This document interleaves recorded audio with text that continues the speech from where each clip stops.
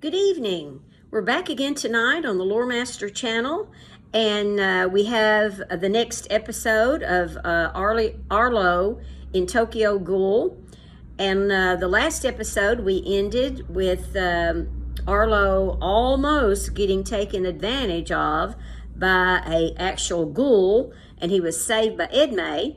And so tonight the episode is Arlo sharing his experience with his friends and trying to come to terms with it.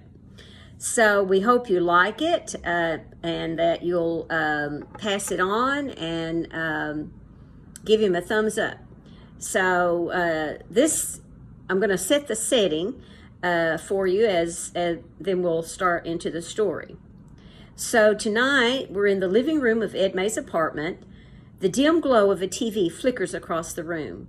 The news replaying footage of emergency responders cleaning up after the latest school attack. Arlo sits on the couch, his arms wrapped around his knees, still shaken. Edme leans against the wall with her arms crossed, her eyes locked on him. Felicia and Bertie are on the floor, listening intently, their faces a mix of shock and concern. Tony lounges in a chair, uncharacteristically quiet, his usual snark absent. Arlo speaks, voice low. I didn't even see it coming. We were walking along the shore, talking about stupid stuff like favorite songs and food. He smiled at me like it was nothing. I thought it was going well. Then it got quiet. Too quiet. Arlo's voice cracks. His eyes flick to the TV for a moment, where the words, another ghoul attack, 3 dead, scroll along the bottom of the screen. The footage cuts to police taping off an alley. He looks away, eyes fixed on the floor. Edme, with arms crossed, her eyes looking sharp, says, and that's when he made his move, huh? Arlo nods slowly. With his voice hoarse, he says, yeah, he smiled at me, but it wasn't the same smile. It was wrong. Too wide, too many teeth. His eyes, they changed. Like I could see it all at once. He wasn't human. He told me he'd start with my fingers. Said he liked hearing the crunch. Felicia shudders, hugging her fluffy arms tighter. Felicia, with a horrified, wide-eyed, speaks. No, no, no. Nope, nope, nope, nope. That's nightmare fuel, Arlo. Literal nightmare fuel.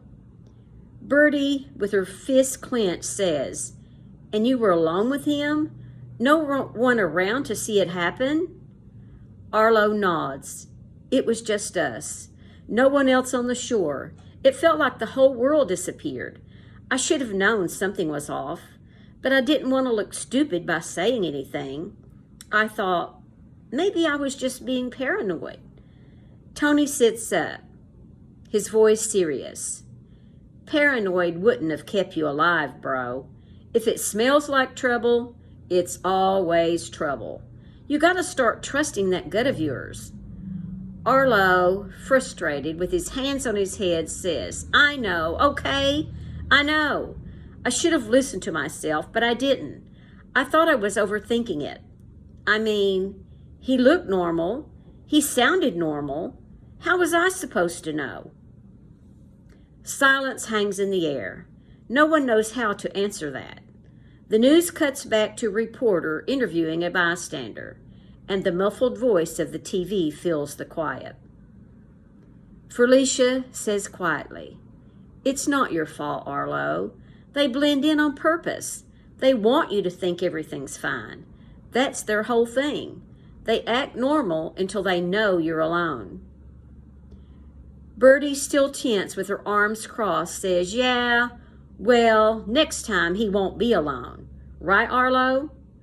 Arlo looks up at Bertie, his eyes a little watery but steady. He nods. Arlo grits his teeth. Yeah, never again. Edme pushes off the wall and walks toward Arlo. Good, 'cause the next time they try you, I want them to know they're not just dealing with you. They're dealing with all of us. She reaches out and places a hand on his shoulder. He looks up at her, his face softening. He manages a smile. Thanks, Edme. Tony grins, puts his hands behind his head. Yeah, big speech and all, but maybe next time we just stay in groups. Safety in numbers, people. No more solo dates unless you got eyes on you. Felicia, with her eyes wide, says, for once, I agree with him. Bertie, again, looking serious, says, it's not a bad idea, Arlo. If you're meeting someone, just tell one of us. We'll be nearby. No shame in that. Arlo lets out a breath he didn't realize he was holding. The weight on his chest feels lighter. He wipes his face and nods. Arlo smiles, tired but sincere. All right, fine. No more solo dates. But if I hear you guys spying on me from a bush, I'm walking out. Felicia grins slyly. No promises. Everyone chuckles, even Arlo, though it's short and shaky. But for the first time since the encounter, he doesn't feel so alone. Well, we hope you liked it. Stay tuned for the next episode, which we'll bring to you next week.